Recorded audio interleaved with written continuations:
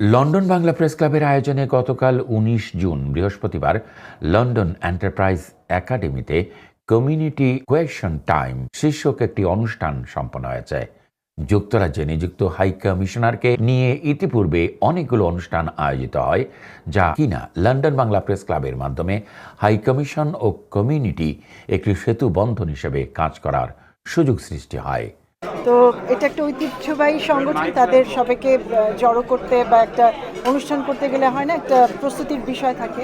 হয়তো সেক্ষেত্রে London Bangla press ক্লাবের একটু সময় লেগেছে, কিন্তু আমি যেটা বললাম যে আমরা ফেব্রুয়ারিতেও রাজি ছিলাম।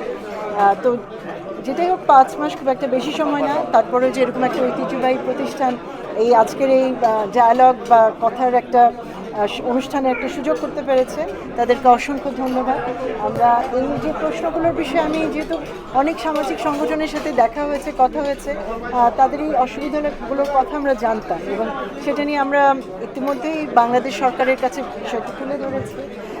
হয়তো তার আমি কাউকে কোনো ফলস হোপ দিচ্ছি না, বাট যেটা হচ্ছে যে আমরা চেষ্টা করব আপনাদের যেহেতু প্রত্যাশার মাত্রা অনেক বেশি, সেই প্রত্যাশার মাত্রা থেকে বাস্তবতার মাঝখানে কোথাও একটা যেতে। তো আমাদের দিক থেকে সিনসিয়ারিটির কোনো ঘাটতি থাকবে না, আমরা সচেষ্ট রয়েছি। মূলত এই আয়োজনের জন্য লন্ডন বাংলা প্রেস ক্লাবকে কমিউনিটির নেতারা প্রশংসিত করেছেন, তবে কমিউনিটিতে একটি মিশ্র প্রতিক্রিয়া পরিলক্ষিত হচ্ছে। কমিউনিটি কোয়েশন টাইমে হাই কমিশনার আবিদা ইসলাম, সাংবাদিক, অনেক লাইফ মেম্বার সহ কমিউনিটির গুণীজনদের সাথে তাঁর মতামত ব্যক্ত করেন। লন্ডন বাংলা প্রেস ক্লাবের প্রেসিডেন্ট মোহাম্মদ জুবায়েরের সভাপতিত্বে ও জেনারেল সেক্রেটারি তাইসির মাহমুদের পরিচালনায় হাই কমিশনার আবিদা ইসলাম সাংবাদিকদের প্রশ্নের উত্তর দেন।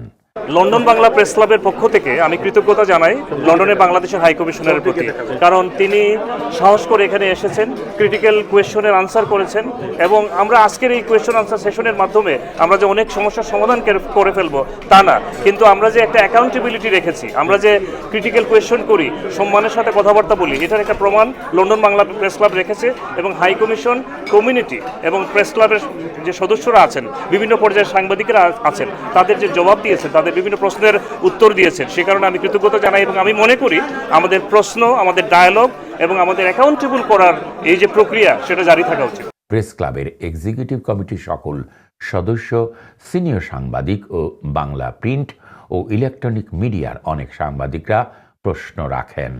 আসলে দুটো লক্ষ্য নিয়ে আমরা এই ডায়ালগ অনুষ্ঠান করি। একটা হচ্ছে সাংবাদিক এবং কমিউনিটি নেতৃবৃন্দের মধ্যে হাই কমিশনের একটা যোগসূত্র স্থাপন করা, এবং এখানে যেহেতু সাংবাদিকরা কমিউনিটির প্রতিনিধিত্ব করেন, তারা কমিউনিটির বিভিন্ন বিষয়গুলো উত্থাপন করেন এবং কমিউনিটির চিত্র তারা তুলে ধরেন। আজকের এই ডায়ালগ অনুষ্ঠানের